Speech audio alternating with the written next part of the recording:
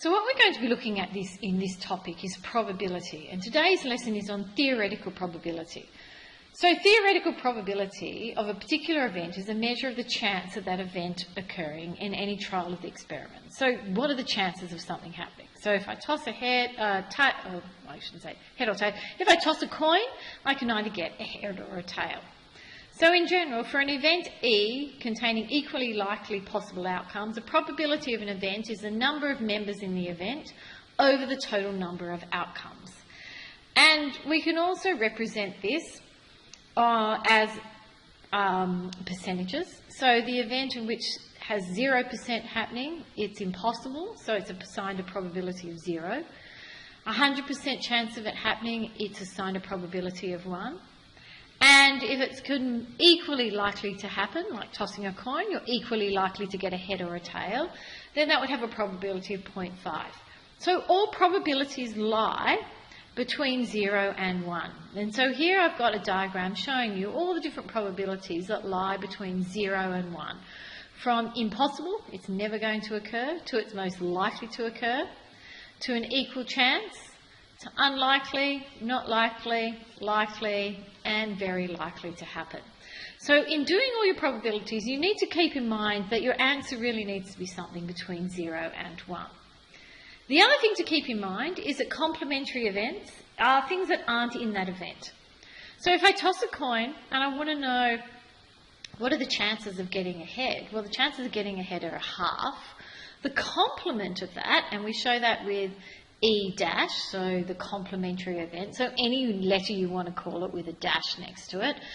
If I wanted to get a tail then, the probability of that occurring is a half, and the two of them together, a half plus a half would equal 1. So the complementary event is sometimes shown as 1 minus the probability of the event actually happening. So this is the complementary event. So that's another thing to keep in mind. But this is just a revision of the Year 10 work we've done on probability. So let's have a look at some examples. A ticket is randomly selected from a basket that contains 3 green, 4 yellow and 5 blue tickets. Determine the probability of getting a green ticket. So it's a good idea to write down what we're trying to do. I'm trying to get the probability of a green ticket. So that's probability of a green. And altogether I have 3 plus 4 is 7, plus 5 is 12. So I've got 12 things altogether. And the probability of getting a green, well, there's only 3 greens. So the probability is 3 out of 12. And like any fractions, I have to write it in its simplest form, which in this case is a quarter. For the next one, the probability of getting an orange ticket. Well, there are no orange tickets. So the probability of getting an orange ticket is 0. It's not likely to happen because there's nothing in there. So we're looking now for the probability of a green or a yellow. So a green or a yellow, so there's 3 greens and then there's 4 yellows. So altogether there's 7 of both of them out of the probability of 12. And the last one, I'm looking for the probability of a green, a yellow or a blue ticket.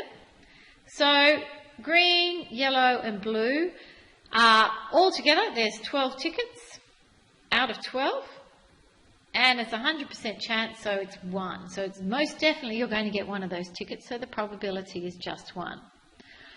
So let's have a look at this next one. An ordinary 6-sided die is rolled once. Determine the chance of getting a 6. Well, if you think about a dice, the probability of a 6, there is only one 6 on a dice, so there's one chance out of, and there's 6 faces, so there's 6 numbers that could possibly come up, so it's 1 out of 6. The probability of not getting a 6, so I'm going to do that as 6 dash, because that's a complementary event, must be 1 minus the probability of actually getting a 6, so everything else. So 1 minus the probability of 6 we know is already a 6. So if I work this out, it's 5 out of 6. Next, if we want to try and find the probability of getting a 1 or a 2, there's 2 chances. You can get a 1 or a 2. There's 2 ways of getting that. 2 out of 6, which is 1 out of 3 is my probability. And the probability of not getting a 1 or a 2, so getting 1 or a 2 and I'm putting a dash on the outside of it, meaning not getting it, has to be 1 minus the probability of actually getting it, so 1 out of 3. So we get 2 out of 3. So let's have a look at the very last question then. Here we go. List the elements of the set P, which is showing us it's between -5 and 2, but it doesn't include 2. So if I'm asked to list the elements, I'm just listing the numbers it could possibly be. So -5, -4, -3, -2, -1, 0, 1, and then I'm not having 2 because it's less than 2. So these are all the numbers or the elements in this set. So if I'm looking at part B then, part 1, I'm looking for the probability of an even number. So what's the probability of getting an even number? Well, -4 is even, -2 is even. So there's only really 2 ways out of all the elements together. If I add them up, 1, 2, 3, 4, 5, 6, 7, there's 7 altogether. So the probability of an even number is 2 out of 7. So if I'm looking for the next one, I'm looking now for probability of a negative odd number. So a negative odd number. So I've got -5, -3 and -1. So there's 3 of them out of 7. So if I have a look now at part 3, what do I have? An integer that is less than 1. So I want the probability that the number is less than 1. So less than 1 means it's all of these numbers here. 1, 2, 3, 4, 5, 6. So it's the probability is 6 out of 7. And for the last one, number 4, we want the probability that our number is greater than 2. So greater than 2, well, there isn't anything greater than 2. So the probability of that is 0. It's not likely to happen. Okay, so that's our first video. So now you can go and have a look at our second video.